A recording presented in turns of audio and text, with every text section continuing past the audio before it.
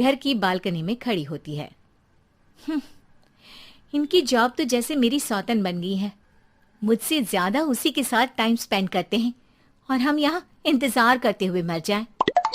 अपने आप से ये सब बोलते हुए आरती की नजर मोहल्ले के कोने वाले घर पर पड़ती है, जिसकी लाइट्स ऑन देखकर वो हैरान रह जाती है। ये इस घर की लाइट्स कैसे ऑन हो सकती हैं?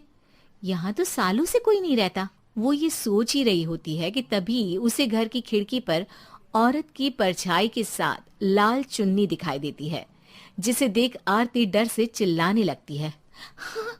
भूत! कोने वाले घर में भूत है! आरती की आवाज सुन उसके घर वालों के साथ मोहल्ले के लोग भी अपनी बालकनी में निकल आते हैं। अरे क्या हुआ? आधी रात में बावरों की तरह क्यों चिल्ला रही है? भूत! वहाँ भूत है! आरती की बात से सब उस घर की तरफ देखने लगते हैं, लेकिन वहाँ कुछ नहीं होता।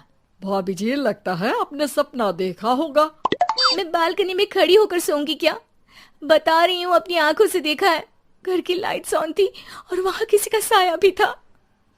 अरे तुम अक्सर विकास भैया के इंतजार में देर रात तक जागती हो ना, क्या पता नींद पूरी नहीं होने की वजह से कोई भ्रम हुआ हो।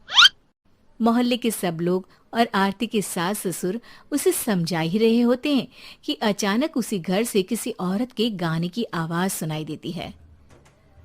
आजा ओ मेरे प्रियतम आजा।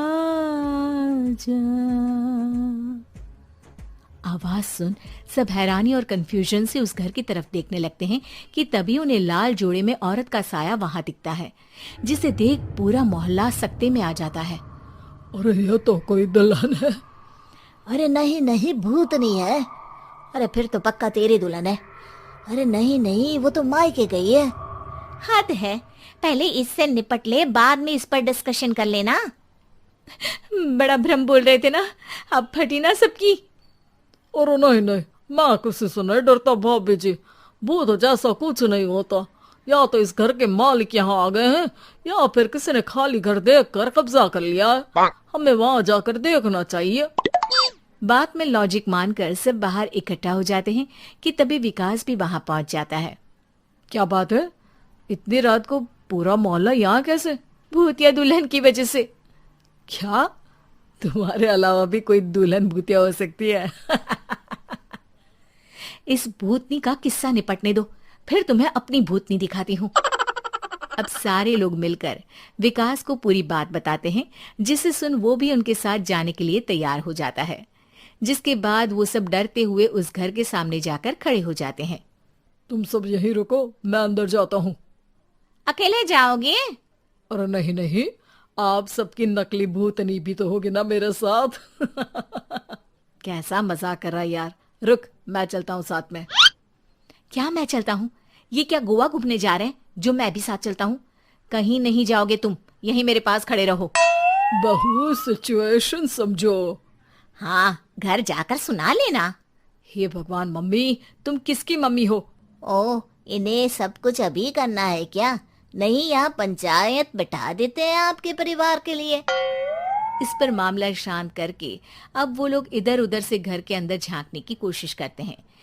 उन्हें घर के अंदर लाल जोड़ा, सिंदूर और मंगलसूत्र के साथ चारों तरफ खून बिखरा हुआ दिखता है। इसे देखकर सबकी हवाइयां उड़ जाती है। भाई ये सब क्या है? अब तो मुझे भी डर लग रहा है। आ गए मरने, अब तुम्हें मुझसे कौन बचाएगा? उस नजारे के साथ सोने पर सुहागे की तरफ भूतनी की आवाज सुन वो सब तुरंत वहां से भाग खड़े होते हैं। ये सब क्या था? अब हम क्या करेंगे? हमारे मोहल्ले में भूतनी आ गई जो सबको मारना चाहती है। ओ भाभी जी, मैं फिर बोल रहा हूँ, भूतनी जैसा कुछ नहीं होता।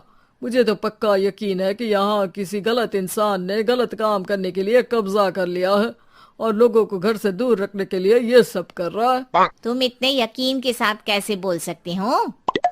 फिल्मों में ऐसे ही तो दिखाते हैं। हे भगवान, ये फिल्म नहीं, ये रियल लाइफ है। हमें शांति से कुछ सोचना चाहिए। सब हमारे घर चलो। सब आरती के घर में इकट्ठा हो जाते हैं। रात भर आधी नींद और बिल्कुल ना चल रहे दिमाग के साथ सब सॉल्यूशन सोचने की बहुत कोशिश करते हैं, लेकिन कुछ नहीं होता। इसी तरह सुबह हो जाती है। ऐसे कोई भी उपाय नहीं निकलेगा। सब पूरी रात के थके हुए हैं। घर जाओ, थोड़ा आराम कर, फ्रेश होकर फिर आ जाना, उसके बाद सोचते हैं कुछ।